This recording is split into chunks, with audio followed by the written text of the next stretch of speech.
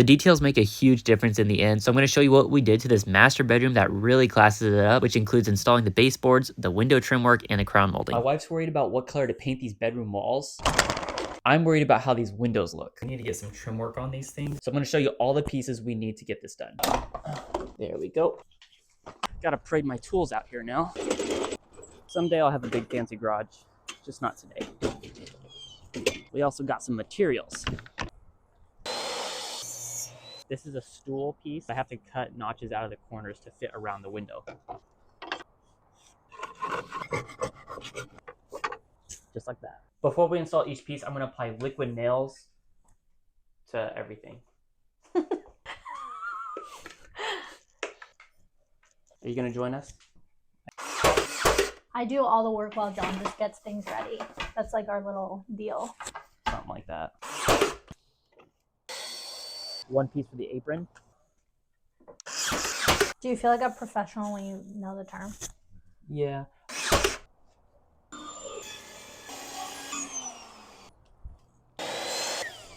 These are the two side jam pieces. So on this side. Yes.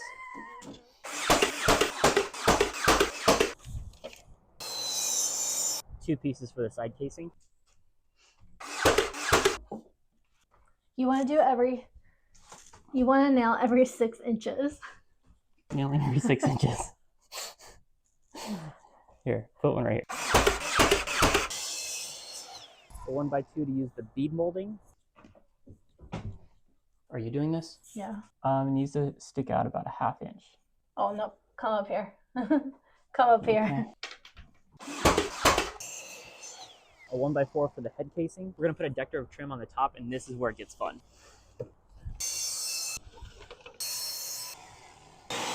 And this decorative trim is going to wrap around the head casing just like that. We're gonna install the crown molding to the header piece down here before we install it to make our lives a lot easier.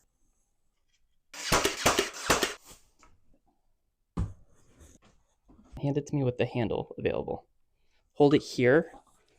Yeah, there you go. Don't talk to me like I'm a middle schooler.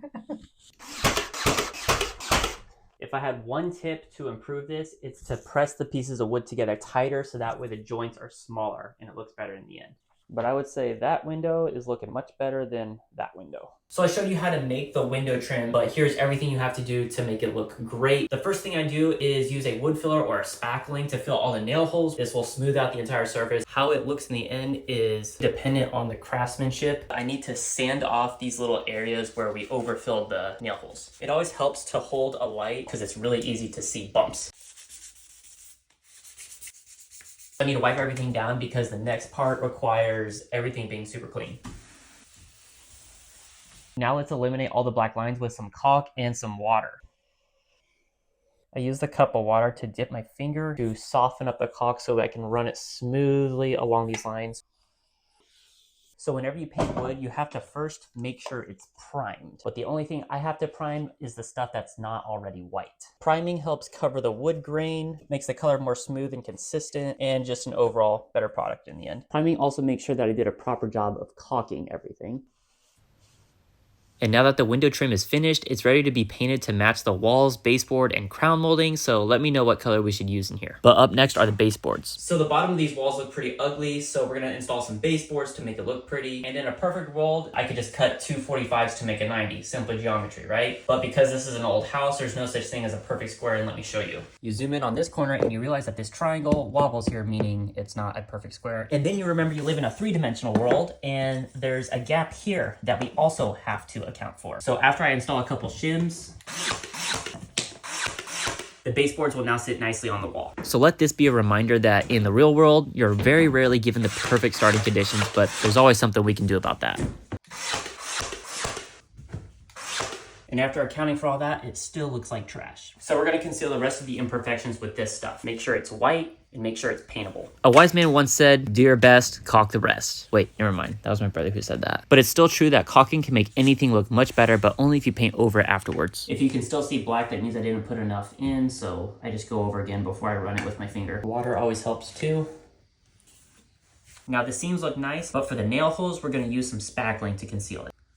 Once the filler dries, we can paint over that and the caulking for a perfect finish in the end. But there's always one corner that gives me fits. We were installing baseboards and I realized I made a mistake. So if we were to install this, you would notice that there's a gap in the floor here. Now when you lay floors, you're supposed to allow for a gap for wood to expand and contract seasonally. My dumb butt made this gap way too big. So I need to fix that before I install this baseboard. So I cut some pieces and let's try to get them to fit. Luckily, I had some leftover of the flooring that we recently installed that will perfectly match the finish of these floors. So we want to wedge it tightly up against this piece as well.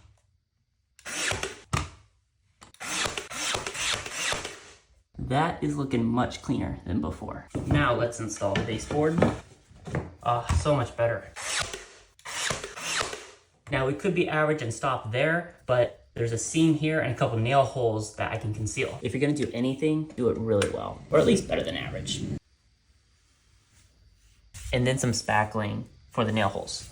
And to make this corner even more beautiful, my wife got a cool piece, but I'll let her tell you about that. And up next, there's that ugly gap above the closet in our bedroom that needs to be fixed. And if the wood ceilings make this room look shorter, this will help make it look taller. So first we painted on a couple coats to match the walls before we install them so I don't have to tape off the ceiling later. And we have to remember this is an imperfect house, which means imperfect corners. So I just need to make sure it sits on the wall at the correct orientation, which means placing it on my saw at the correct orientation. So once the angle of my saw is set to cut a piece to fit into a corner, I place the molding upside down as if it's up against the wall and ceiling, and I use the blue tape as a reference to set the correct orientation so I get a proper cut at the right angle. Once I think I have things cut at the right length, we carry these awkward things inside, and just like any project throughout the process, we run into some hiccups.